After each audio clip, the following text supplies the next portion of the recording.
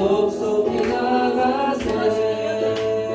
죄악 벗으니 영혼은 기뻐하며 주를 보겠네. 하늘에 계신 주 예수를 영원히 주 오늘 여기 계시오니 나와서 주의 말씀 듣세. 듣기로 하며 생각하니 참 진리시로다.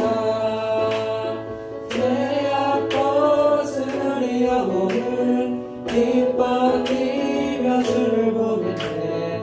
하늘에 계신 주 예수를 영원 갈 길을 밝히고 있으니 주 앞에 빨리 나갑시다.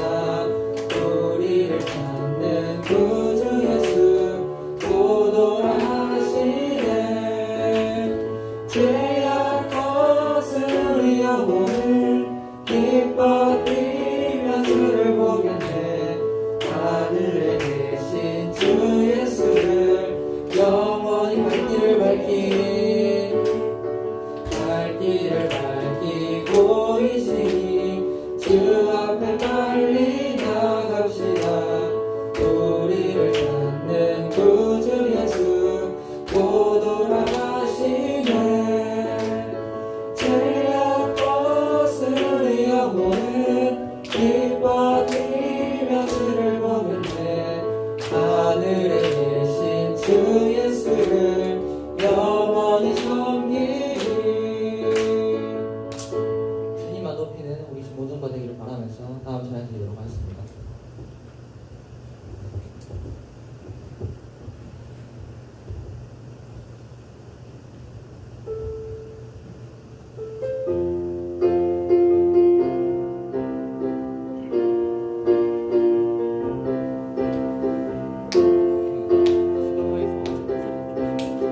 주만 높이니 결코 내맘 변치 않네. 세상 모든 권세 모든 영광 십자가 앞에 다 버리고 나의 충성과 내 헌신 내 모든 소망 오직 예수. 나무에 달려 죽으신 그분께 오직 우리 주께 내 믿음 소망 찬양 받기 합당한 분 오직 만왕의 왕께 엎드려 경배하며 오직 우리 주께 내 믿음 소망 찬양 받기 합당한 분 오직 만왕의 왕께 엎드려 경배하며 모두들이 나를 지으시고 아버지 되시며 나를 구원하사 하늘에 상 주신 오직 우리 주님께 나 찬양하리. 나는 주만 높이니 주만 높이니 결코 내면 변치 않네. 세상 모든 권세 모든 영광 십자가 앞에 다 버리고 나의 충성과 내 헌신 내 모든 소망 오직 예수. 나무에 달려 죽으신 그분께 오직 우리 주께 내 믿음 소망 찬양 받기 합당한 분 오직 만왕의 왕께 엎드려 경배하며 오직 우리 주께 내 믿음 소망 찬양 받기 합당한 분 오직 만왕의 왕께 엎드려 경배하며 모두들이 나를 지으시고 아버지 되시며 나를 구원하사 하늘에 상 주신 오직 우리 주님께 나 찬양하리.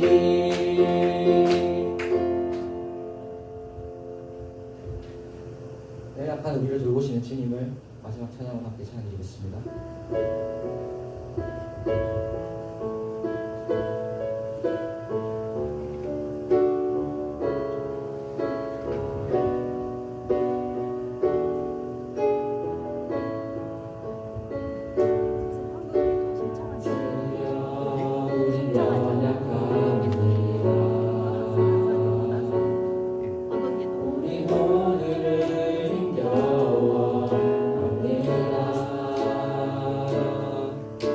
이루며 살기에 부족합니다. 우린 연약한 주여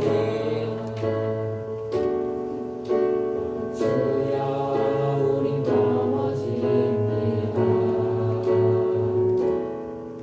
오늘 하루 또 실수합니다. 주의 긍휼을 구하는 죄인입니다. 우리 주만 바라봅니다. 한없는 주님의 온 세상 위에 넘칩니다. 가릴 수 없는 주 영광 온 땅 위에 충만합니다. 주님만 이기리오니 우린 그 길 따라갑니다.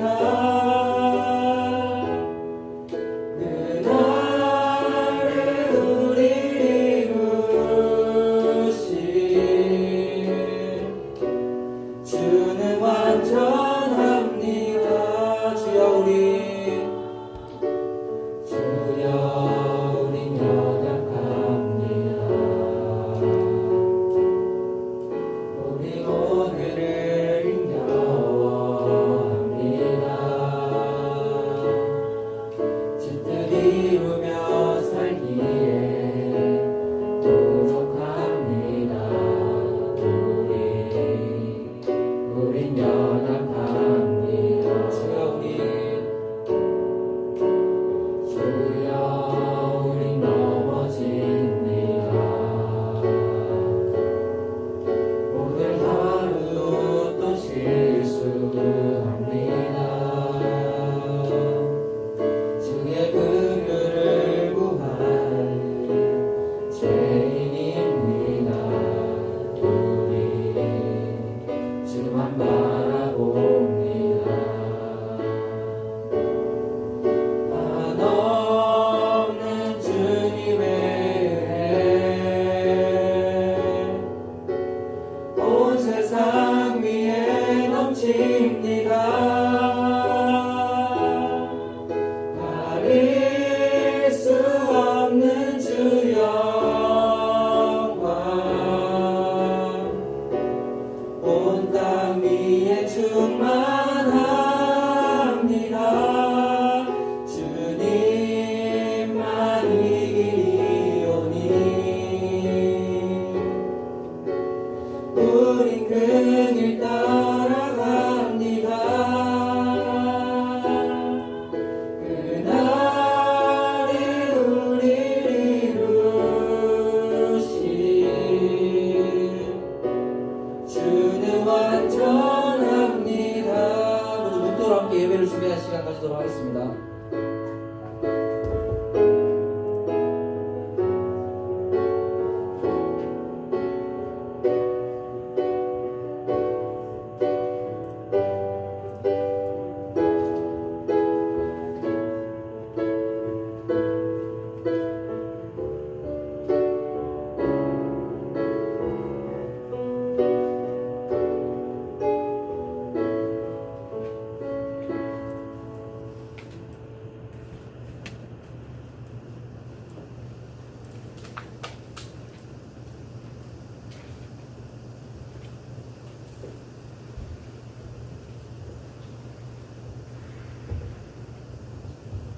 국제지르고 중고등부 주일 예배를 하나님께 드리겠습니다.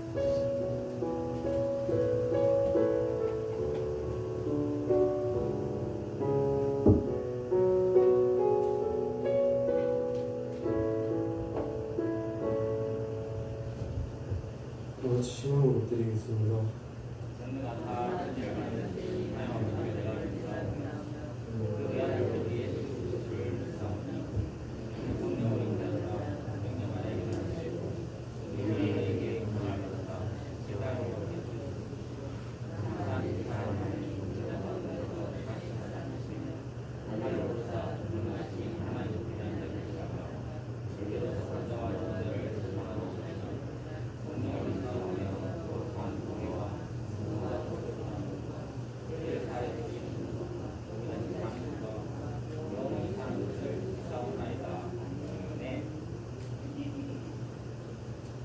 찬송가 394장 드리겠습니다.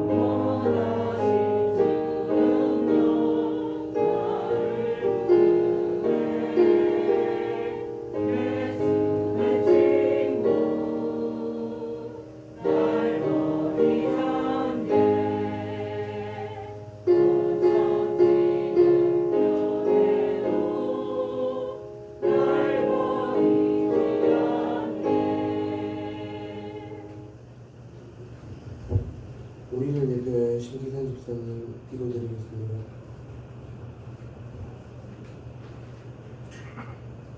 기도하겠습니다. 사랑의 아버지 하나님, 하나님의 그 은혜 그 사랑 참으로 감사합니다. 오늘도 주의 거룩하고 복된 날 저희들을 사랑하여 주시고 인도해 주셔서 우리 하나님을 찬양하며 예배의 자리로 인도하심을 감사합니다. 살아계신 아버지 하나님, 지난 한 주간 세상 가운데 있으면서 우리가 하나님 말씀대로 살지 못한 부분들을 이 시간 회개합니다. 다 용서하여 주시옵시고 이 시간 다시 한번 하나님 우리에게 은혜를 부어주셔서 우리의 마음을 가다듬고 오직 하나님께만 예배드릴 수 있도록 도와주시옵소서. 하나님 우리 친구들 예배에 집중할 수 있도록 도와주시옵시고 찬양을 통하여 말씀을 들을 때에 또 기도할 때에 하나님이 임재하심을 느끼며 날마다 그 하나님 은혜를 사모하는 믿음의 자리에 설 수 있도록 주여 도와주시옵소서. 하나님 우리 친구들이 또 수련회도 마치고 또 아버지 하나님 이렇게 많은 친구들이 보이지 않는 가운데 있습니다. 아버지 하나님 우리 친구들이 어느 곳에 있든지 하나님 기억하여 주시옵시고 또 새로운 친구들도 아버지 한번 나왔다가 나오지 못한 친구들 어느 곳에 있든지 하나님 기억하여 주시옵소서. 우리 중고등부에 등록된 우리 아이들 아버지 하나님 한 사람도 실족하지 아니하며 아버지 하나님 예수 그리스도 안에서 하나님 우리 아이들이 살아갈 수 있도록 도와주시옵소서. 하나님 아버지 선생님들 건강을 지켜주시옵시고 이 모양 저 모양으로 아버지 하나님 우리 자리에 나오지 못했습니다. 하나님이 함께하여 주셔서 오늘도 하나님 같은 은혜로 축복하여 주시옵소서. 하나님 우리 친구들 이제 방학을 또 마친 친구들 있고 앞으로 개학을 할 텐데 학교에서도 많은 친구들과 아버지 하나님 사랑을 나누면서 학교 생활 잘 적응하며 또 맡겨진 모든 학교 공부도 잘 할 수 있도록 주여 도와주시옵소서. 하나님 이 시간 우리 목사님 말씀을 준비하셨습니다. 우리 아이들에게 전하고자 준비하신 그 말씀 하나님 그 말씀이 함께하여 주시옵소서. 우리 친구들이 말씀을 듣고 아버지 그들이 심령이 새롭게 되는 은혜가 있게 하여 주시옵소서. 하나님 말씀 가운데 하나님 하시는 그 말씀을 들을 수 있는 기가 있게 하셔서 하나님 우리 아이들이 정말로 말씀으로 저들의 믿음이 쑥쑥 자라날 수 있도록 주여 도와주시옵소서. 하나님 이 시간 우리 애들을 우리 하나님께서 홀로 받아 주시옵시고 큰 은혜로 함께하여 주시옵소서. 감사와 영광을 돌리며 예수님의 이름으로 기도드렸습니다. 아멘.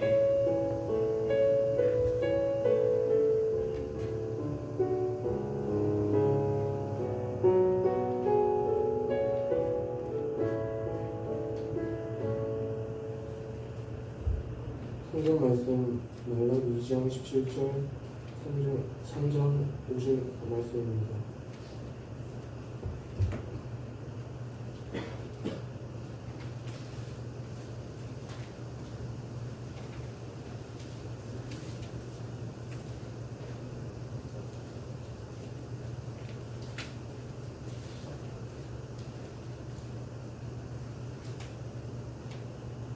하신지기 알고 하나씩 교독하겠습니다.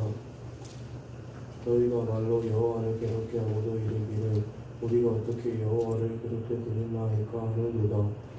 이는 너희가 말하기를 모든 악을 행하는 자는 여호와의 눈에 좋게 보이며 그에게 기쁨이 된다 하며 또 말하기를 정의의 하나님이 어디 계시니 함이니라.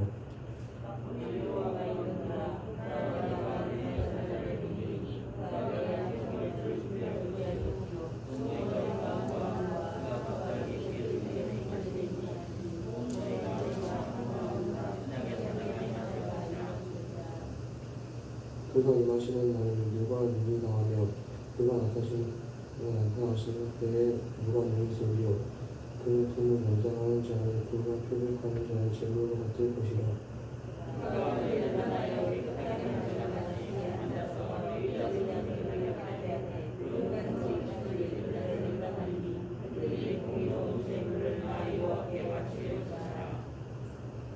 그때 유다와 예루살렘의 공은 모두 옛날과 그대와 같이 나 여호와께 기쁨이 되느니라.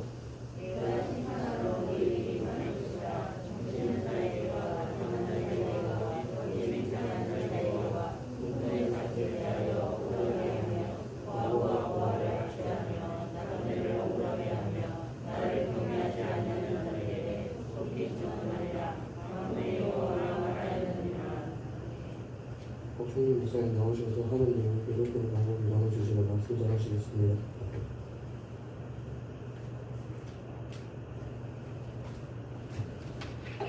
친구들 반갑습니다. 예. 오늘 날씨가 비가 와서 그런지 뭔가 좀 처지는 것 같죠? 저만 그런가요? 비 안 와요? 왜 이렇게 햇볕이 보이지? 비가 오는 줄 알았는데 날씨가 착각했나 봐요. 아침에 바닥을 보니까 미끼가 있었는데 우리 친구들은 인간이 신을 괴롭힐 수 있다고 생각합니까? 오늘 제목은 간단합니다. 하나님을 괴롭히는 방법. 인간이 신을 괴롭힐 수 있을까요? 답은 정해져 있습니다. 인간은 절대로 신을 괴롭힐 수 없다라는 것입니다. 신과 인간은 근본이 다르기 때문에 절대로 이것은 불가능한 일이 됩니다. 물론 토르나 같은 그런 할리우드 영화나 그리스 로마 신화를 보면 인간이 신을 죽이는 그런 것들이 가능한 것처럼 보여지기도 합니다. 또 제가 찾아보니까 요즘에 이런 웹툰도 있더라고요. 혹시 월요일 웹툰인데 이거 보는 친구 있나요? 신을 죽이는 방법. 저도 보진 않았는데 제목만 보고 뭐 이런 게 다 있나 싶었습니다. 영화는 영화에서나 신화에서나 웹툰에서는 신이 인간을 죽이거나 괴롭히는 게 가능하다고 하지만 현실에서 이것은 불가능한 일입니다. 실제로 이런 것을 본 사람도 없고 이런 걸 할 수 있다라고 말하는 사람도 없습니다. 말 그대로 불가능한 일이 되는 겁니다. 차라리 우리 중에 누군가가 신은 없다라고 그렇게 말을 한다면 그게 더 합리적이고 그게 더 상식적인 그런 말이 될 수가 있습니다. 그런데 신은 없다라는 말이 아니라 인간이 신을 괴롭히거나 죽일 수 있다라고 말하는 건 정말 불가능에 가까운 비상식적인 그런 말이라고 할 수가 있습니다. 그런데 이런 불가능한 비상식적인 그런 일을 오늘 하나님께서는 가능하다라고 그렇게 말씀하고 계십니다. 그리고 아주 친절하게도 어떻게 하면 인간이 신을 괴롭힐 수가 있는지 그 방법까지도 알려주고 있습니다. 제가 자꾸 신이라고 그렇게 이야기를 하는데 이 자리에 앉아있는 친구들이나 저에게 신은 오직 하나님 한 분밖에 없다는 걸 좀 감안하고 들어주기 바랍니다. 예, 제목이다 보니까 자꾸 신이란 단어가 제 입에 붙어 있는데 그렇다 하더라도 그게 하나님을 의미한다라는 걸 친구들이 이해해 주기를 좀 부탁드립니다. 자, 인간이 신을 괴롭힐 수 있는 방법이 어떤 것인지 하나님께서 알려주셨습니다. 그것이 무엇인지 17절 말씀을 같이 한번 읽어보겠습니다. 2장 17절 말씀입니다. 시작. 너희가 말로 여호와를 괴롭게 하고도 이르기를 우리가 어떻게 여호와를 괴롭혀 드렸나이까 하는도다. 이는 너희가 말하기를 모든 악을 행하는 자는 여호와의 눈에 좋게 보이고 그의 기쁨이 된다 하며 또 말하기를 정의의 하나님이 어디 계시나 함이니라. 아멘. 인간이 신을 괴롭히는 방법은 아주 간단합니다. 바로 하나님의 공의, 하나님의 정의를 의심하면 됩니다. 간단히 말해서 하나님께서는 나쁜 것들을 심판하지 않는다라고 그렇게 말하는 것입니다. 하나님께서는 악한 것들을 좋게 보신다, 악한 것들을 기뻐하신다라고 그렇게 말하는 것이 바로 인간이 신을 괴롭힐 수 있는 그 방법이 되는 겁니다. 이것은 우리 한국 사람들의 그런 아주 익숙한 말 가운데도 들어가 있습니다. 한국 사람들은 현실 가운데서 정말 불합리하거나 그런 일들을 볼 때 이렇게 말을 합니다. 귀신은 뭐 하나 저거 안 데려가고, 네, 악인이 기세등등하게 승승장구하며 살아가는 모습을 볼 때마다 이렇게 말을 하는 것입니다. 이것들은 도무지 말이 되지 않는 남에게 폭력을 행사하고 남의 것을 빼앗고 온갖 나쁜 짓을 하는 사람이 부자가 되고 높은 자리에 올라가서 떵떵거리며 사는 모습을 보게 될 때 이런 말들을 합니다. 이들은 인간의 상식과 생각으로는 도무지 말이 되지 않는 일들이 일어나는 그 현실을 볼 때에 인간의 능력을 넘어서 무언가의 그 무심함을 이야기하는 겁니다. 하나님을 믿지 않는 사람들이 이렇게 생각하고 말하는 것을 하나님을 믿는 사람들은 똑같이 하고 있는 겁니다. 나의 기도가 응답되지 않을 때나 세상이 정의롭지 않다고 여길 때, 악한 자가 성공할 때 이 모든 순간들 가운데서 하나님을 믿는 사람들 역시도 하나님은 없다거나 아니면 하나님은 나에게 아니면 이 땅에 관심이 없다라고 그렇게 말을 하는 겁니다. 이스라엘 사람들이 17절 말씀에서 한 것처럼 하나님은 악을 좋아하신다라고 그렇게 사람들은 말하면서 살아가고 있는 겁니다. 그리고 이런 말들이 하나님을 충분히 괴롭게 할 수 있다고 하나님 스스로 지금 고백을 하고 계신 겁니다. 이렇게 한다면 인간은 신을 바로 하나님을 충분히 괴롭힐 수 있게 됩니다. 이렇게 누군가를 괴롭히는 일들을 한번 생각해보면 어떤 관계에서 이런 괴롭힘이라는 일들이 일어나게 됩니까? 말이 보이네요. 어떤 관계에서 괴롭힘이 일어나죠? 친구들 간의 관계 한번 생각을 해볼까요? 좋아하는 사람이 괴롭히는 친구들이 있나요? 여기 혹시? 나는 내가 좋아하는 사람을 괴롭힌다. 손 들어볼까? 있습니까? 네, 물론 사람들 중에는 좋아하면 괴롭히는 사람들이 있죠. 네, 잼민이들? 그렇지 않나요? 우리 친구들이 잼민이 때를 생각해보면 학교에서 좋아하는 친구가 있으면 가서 괴롭히지 않았나요? 가서 뭘 뺏거나 책장에 손 꺼놓고 넘어오지 말라고 하거나. 네, 잼민이들 때는 좋아하면 괴롭힙니다. 하지만 조금 더 크면 절대로 좋아한다고 괴롭히지 않습니다. 오히려 좋아하면 더 잘해주는 게 상식적인 그런 일들입니다. 그런데 이렇게 하나님은 이스라엘 사람들이 지금 자신을 괴롭게 한다고 그렇게 말을 하고 있습니다. 그렇다면 지금 이스라엘 사람들과 하나님의 사이의 그 관계가 별로라는 것을 의미하는 것입니다. 하나님은 아니겠지만 적어도 이스라엘 사람들에게 있어서는 하나님이 사랑의 대상이 아니라 오히려 싫어하는 그런 대상이 되었다는 걸 오늘 알 수 있게 되는 겁니다. 하지만 이건 역시도 지금 말라기서의 배경을 생각해보면 의아스러운 그런 부분일 수밖에 없습니다. 왜냐하면 이스라엘 사람들은 불과 얼마 전에 포로에서 돌아왔던 그런 사람들이었기 때문입니다. 더군다나 이들은 새롭게 돌아와서 정착한 그 땅에서 제2성전이라는 어마어마한 그런 성전까지도 다시 지었던 그런 사람들이었습니다. 이 두 가지를 생각해 본다면 이들이 하나님을 얼마나 사랑하는 사람들이었는지를 짐작해 볼 수가 있습니다.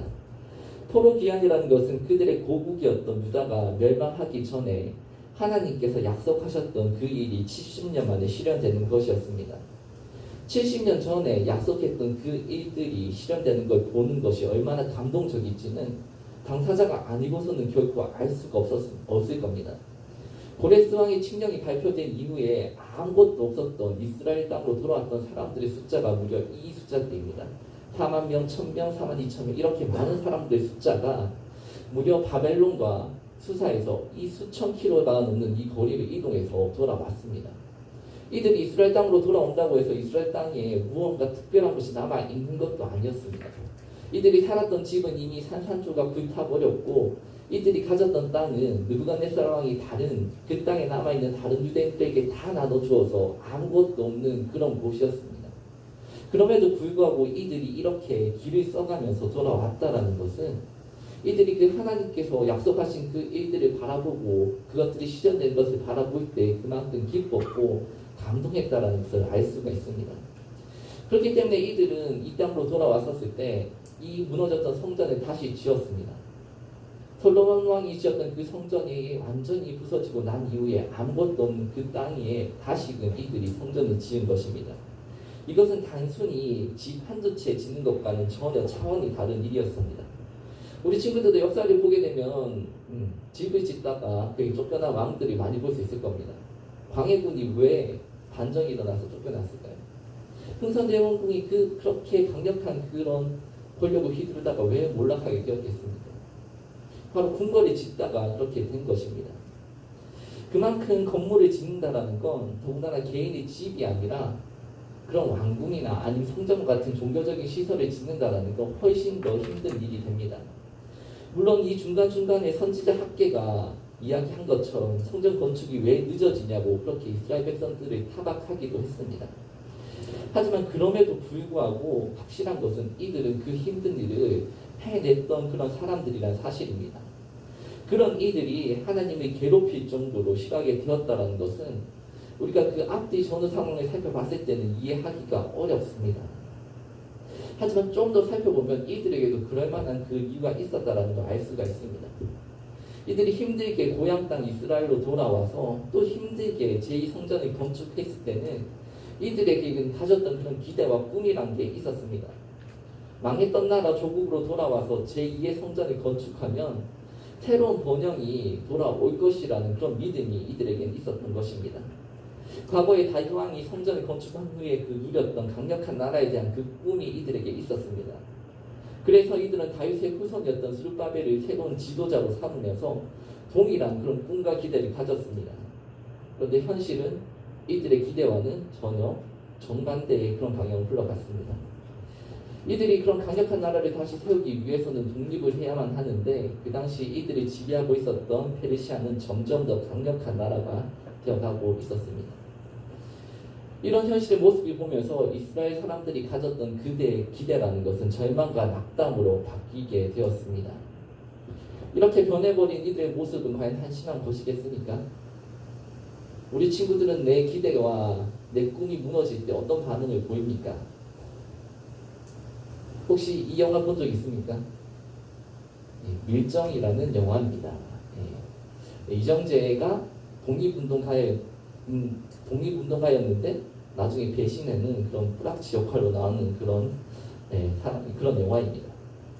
우리 일제시대 때도 우리나라에 있었던 많은 독립운동가들이 변절을 했습니다. 그런데 그들이 언제 변절하고 배신했는지 아십니까? 처음에는 천일전쟁의 결과를 보면서 많은 독립운동가들이 변절했습니다. 그 다음엔 러일전쟁, 그 다음엔 세계 1차 대전, 그 다음엔 중일전쟁, 또 그 다음엔 하와이 진주만 기습 공격을 보면서 많은 독립운동가들이 일제의 편으로 돌아섰습니다. 이들은 처음엔 조금만 노력하면 우리나라가 곧 독립할 수 있을 거라고 생각을 했습니다. 그런데 아무것도 아닌 것 같았던 저 왜소한 일본이 청나라를 이기고 그리고 러시아를 이기고 세계대전의 승전국이 되었습니다. 그렇게 세계 열강과 어깨를 나란히 하는 모습을 보고 그 이후에 중국 본토까지 쳐들어가서 그 땅을 차지하고 그 당시 세계 최강대국이었던 미국의 하와이를 기습 공격에서 승리하고 동남아를 비롯한 수많은 땅들을 점령하는 것을 보면서 이들은 우리가 독립할 것이라는 그런 기대를 버렸습니다. 그런 기대가 깨지는 그 순간 그들은 일제히 밑으로 기어 들어가 버리게 된 것입니다. 내 기대가 무너지고 희망이 사라질 때 인간이 이렇게 변해가는 것은 당연하다라고 할 수가 있습니다. 그러니 새로운 성전이 건축되었는데도 아무것도 달라지지 않는 그 현실들을 지켜봐야만 했던 그 이스라엘 사람들이 변하는 것 역시도 어찌 보면 당연하다고 말할 수가 있습니다. 그러니 이들이 하나님의 공의를 의심하게 된 것도 충분히 그럴 수 있는 일이었습니다. 그러다 보니 이들은 하나님의 제단에 더러운 제물을 바치게 되고 하나님의 11조를 훔치고 아내를 버리고 남편을 버리고 하나님을 버리는 그런 것들을 하는 그런 행동을 하게 된 것입니다. 이런 이스라엘 사람들의 변해버린 그 모습을 보시면서 하나님께서는 다음과 같이 말씀하셨습니다. 자, 3장 1절부터 3절까지 말씀 함께 읽어보겠습니다. 함께 읽겠습니다. 시작. 만군의 여호와가 이르노라. 보라, 내가 내 사자를 보내리니 그가 내 앞에서 길을 준비할 것이요 또 너희가 구하는 바 주가 갑자기 그의 성전에 임하시리니 곧 너희가 사모하는 바 언약의 사자가 임하실 것이라. 그가 임하시는 날을 누가 능히 당하며 그가 나타나는 때에 누가 능히 서리요. 그는 금을 연단하는 자의 불과 풀백하는 자의 잿물과 같을 것이라. 그가 은을 연단하여 깨끗하게 하는 자 같이 앉아서 레위 자손을 깨끗하게 하되 금은같이 그들을 연단하리니 그들이 공의로운 제물을 나 여호와께 바칠 것이라. 아멘. 이렇게 변해버린 그 이스라엘 보면서 하나님께서 하셨던 말씀이 바로 3장 1절에서 3절까지의 말씀입니다. 자신을 향하여서 정의로운 하나님은 없다, 정의로운 하나님은 어디 있냐라고 말했던 그들에게 하나님은 이렇게 말씀하신 것입니다. 바로 봐라입니다. 봐라, 한번 지켜봐라, 내가 보여줄게라고 그렇게 하나님 말씀하고 계신 것입니다. 하나님께서 보여주시겠다고 하신 첫 번째는 바로 하나님의 사자였습니다. 하나님의 사자를 보내서 자신의 그 길을 예비하도록 하시겠다고 하셨습니다. 그 다음으로 보여주시겠다고 하신 것은 바로 하나님 자신이었습니다. 세상의 주인으로서 이 땅에 갑자기 나타나신 그 모습을 이스라엘 사람들에게 보여주시겠다 이렇게 말씀하고 있는 겁니다. 그리고 이렇게 갑자기 등장하신 그 하나님께서는 두 가지 일을 행하시겠다라고 말하고 있습니다. 첫 번째는 바로 연단과 표백입니다. 그 연단과 표백의 대상이 되는 것이 바로 3절에 나오는 레위 자손입니다. 이 레위 자손이라는 이 사람들을 가장 단순하게 생각하면 초기 이스라엘에서 하나님께 제사하는 일들을 담당했던 그런 사람들이었습니다. 하지만 성경을 보게 되면 이 레위 지파 안에서도 여러 가지 그런 분열이 일어나는 걸 볼 수가 있습니다. 레위 지파 중에서도 오직 아론의 자손만이 하나님께 제사하는 그 일들을 담당하게 된 겁니다. 그리고 나머지 레위 지파 사람들은 그런 아론 지파 사람들을 도와주는 그런 역할에만 그렇게 몰두하게 되는 겁니다.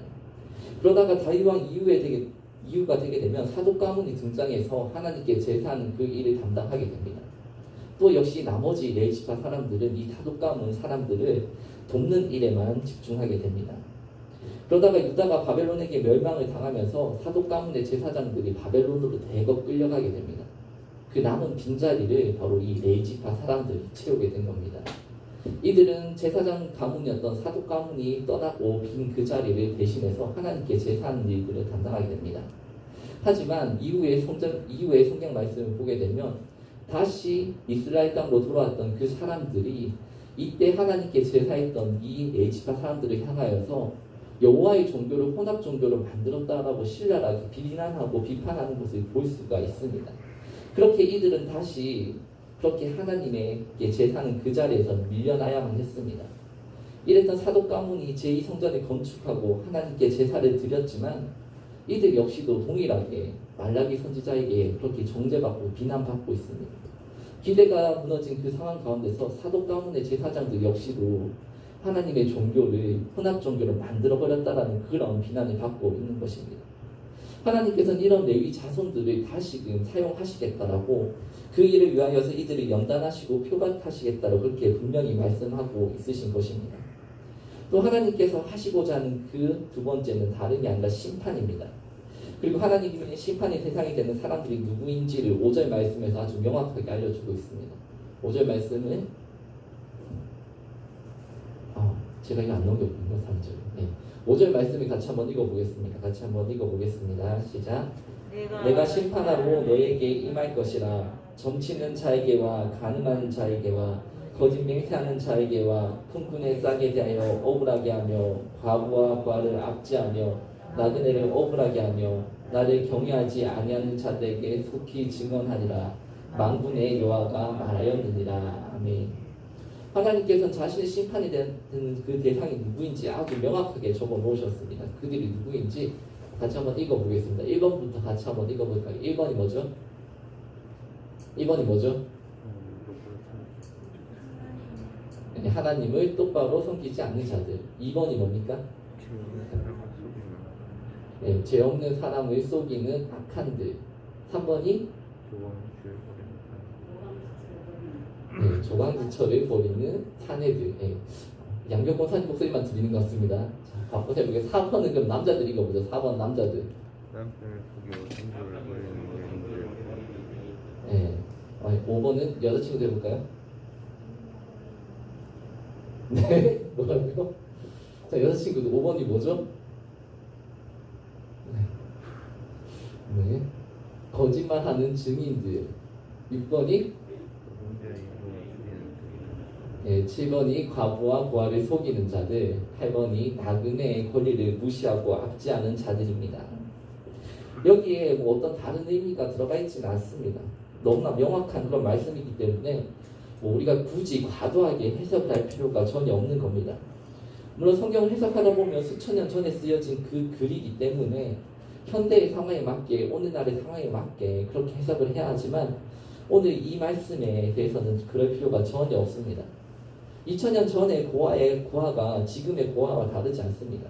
그때의 과부가 오늘날의 과부와 다르지 않은 겁니다. 다만 한 가지 굳이 좀 해석을 하자면 나그네는 오늘날로 말하면 조금 다른 의미가 될 것 같습니다. 나그네는 오늘날로 말하면 자기 나라를 떠나서 우리나라에 올 수밖에 없는 그런 분들을 의미하는 것입니다.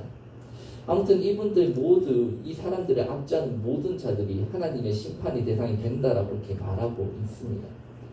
갑자기 등장하신 그 하나님께서는 연단과 표백을 하시고 또 심판을 하신다고 이렇게 말씀하고 있습니다.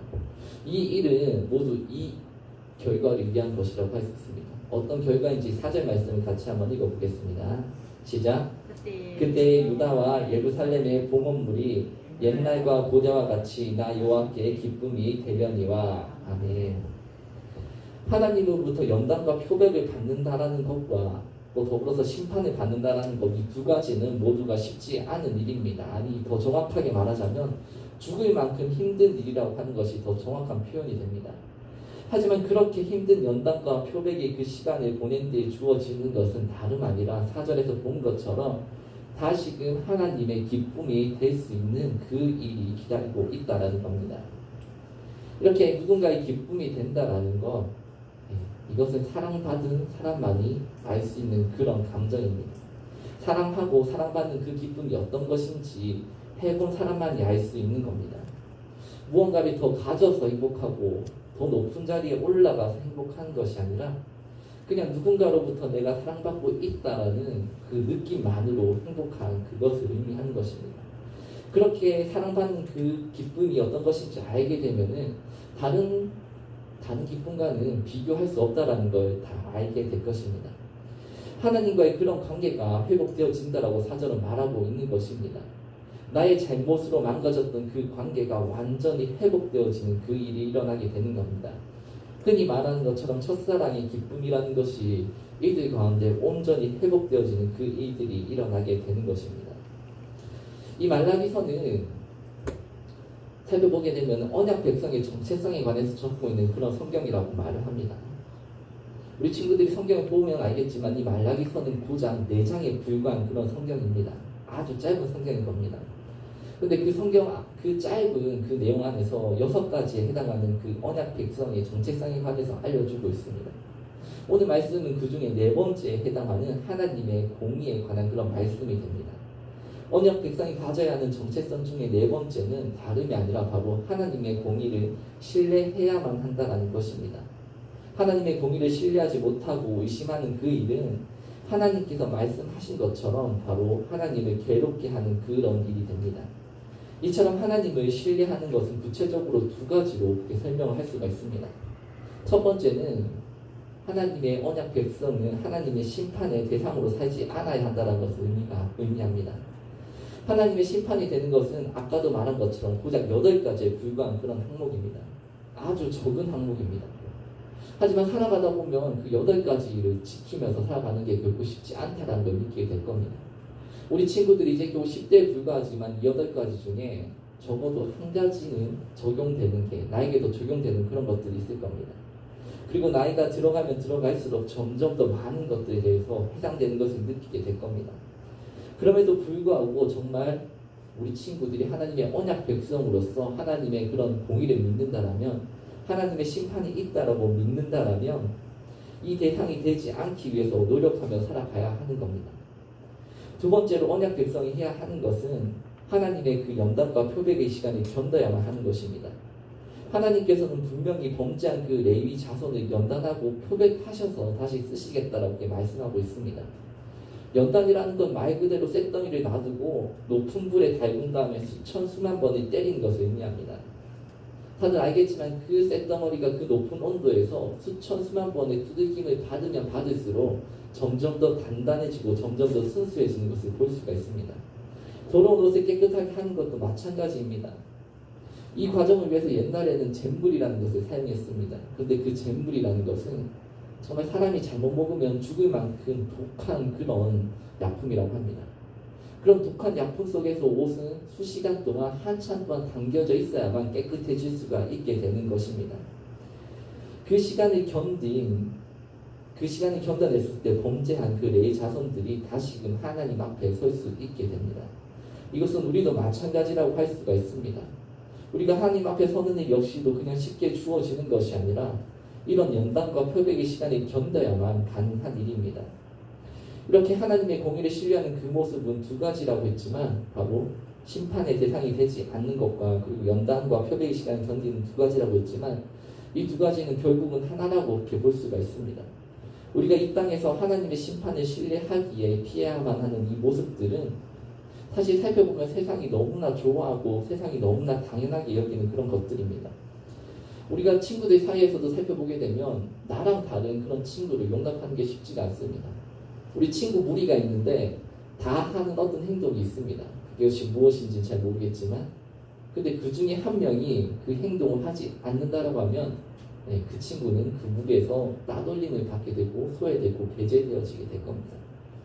근데 세상이 이처럼 당연하게 생각하고 좋아하는 그 일들, 아까 말했던 그 하나님의 심판의 대상이 되는 그 8가지 일들을 우리 친구들이 하지 않겠다라고 그렇게 말하는 그 순간 이미 우리 친구들에게는 연단과 표백의 시간이 닥쳐오게 될 겁니다. 대한민국에서는 하나님을 믿지 않는 것이 당연합니다. 우리 친구들 중에 학교 가서 과연 교회 다니는 친구가 몇 명 있으며 또한 그 중에 정말 하나님을 믿는다라고 고백한 친구가 몇 명 있는지를 보면 알게 될 것입니다. 또한 죄 없는 사람들을 속이는 것 역시도 이 나라 가운데서는 당연합니다. 남편이 아내를 버리고 아내가 남편을 버리는 일들도 너무나 일상적으로 일어나게 됩니다. 또한 법정에서는 거짓 증언이 난무하고 노동자의 임금이라는 것은 최저시급과 인플레이션의 격차로 인해서 점점 더 줄어가는 걸 볼 수가 있습니다. 부모가 없는 고아들은 세상에 나오는 순간 그 순간부터 오롯이 홀로 이 땅 가운데서 자립하며 살아가야만 합니다. 또 홀로 자녀를 키우는 과부나 호라비는 온전한 직장을 얻기가 어려운 것이 이 땅의 그런 모습입니다. 또 나라를 떠나 헤매는 그 난민이라는 그 사람들이 이 땅에서 난민이라는 그 이름 2글자 얻는 것은 불가능에 가까운 일입니다. 또 난민으로 인정을 받는다고 하더라도 이 대한민국에서 정착해서 살아가는 건 훨씬 더 불가능한 그런 일이 됩니다.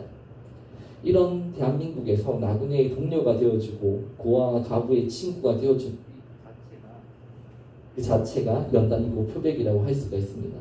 힘 있는 자가 아니라 힘 없는 자의 옆에 서는 것 자체가 용기이고 믿음인 것입니다. 이렇게 살아가는 삶이 다름 아니라 하나님의 공의를 신뢰하는 삶이라고 할 수가 있습니다. 우리 친구들이 비록 10대에 불과하지만 아마 이미 벌써 내가 살아가고 있는 그 현실을 보게 되면 이해할 수 없는 것들이 분명히 있을 겁니다. 우리 친구들의 마음과 생각 가운데도 하나님이 있다라면 절대로 저럴 수는 없을 텐데라고 생각되는 것들이 여겨지는 것들이 분명히 있습니다. 그럴 때 어쩌면 당연하게도 하나님이 있는 게 맞는가라고 의심을 할 수도 있고 하나님이 선하신 분이 맞는지 그렇게 생각을 할 수도 있습니다. 마치 오늘 말씀에서 나왔던 이스라엘 사람들처럼 말입니다. 하지만 그런 순간에서조차도 하나님을 신뢰하는 사람들이 바로 언약 백성입니다. 언약 백성은 이 땅의 주인으로 오셔서 심판하시겠다라고 하시는 그 하나님의 말씀을 믿고 신뢰하는 사람들입니다. 그렇기 때문에 이들은 내가 처해 있는 그 현실과 상관없이 그 현실의 모습과는 상관없이 매 순간 자신의 삶을 돌아보면서 내가 그 하나님의 심판의 대상이 되지 않도록 조심하며 살아가는 사람들입니다. 그렇게 스스로를 연단하며 표적의 시간을 견뎌가는 사람들이 바로 하나님을 믿는 하나님의 말씀을 신뢰하는 언약 백성들의 삶의 모습이 되는 것입니다. 저는 우리 친구들의 삶의 모습이 이렇게 하나님을 기쁘게 하는 언약 백성으로서 이 땅을 살아갈 수 있기를 소망합니다.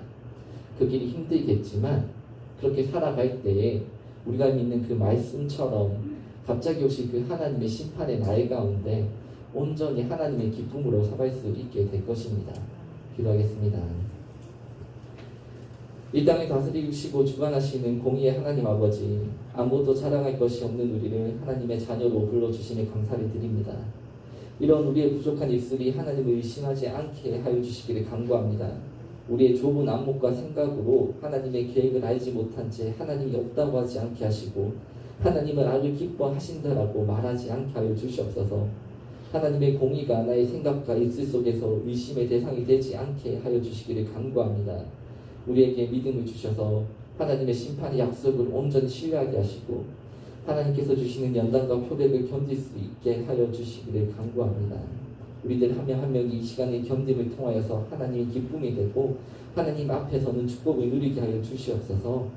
우리의 인도자가 되시는 예수님의 이름으로 기도드립니다. 아멘.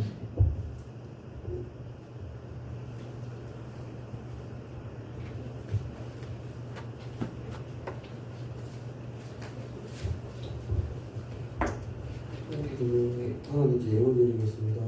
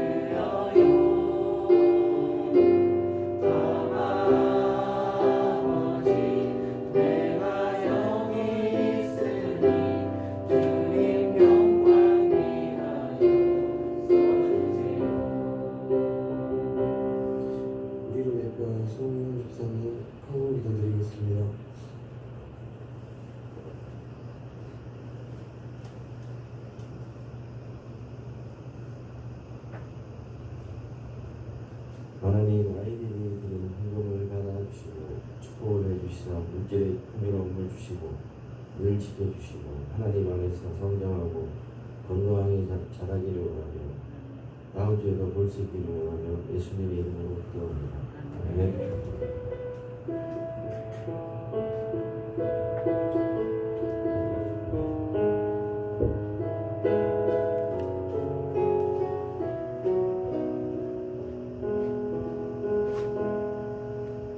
주민 목사님 축하드립니다. 일부 예배를 모두 마치겠습니다.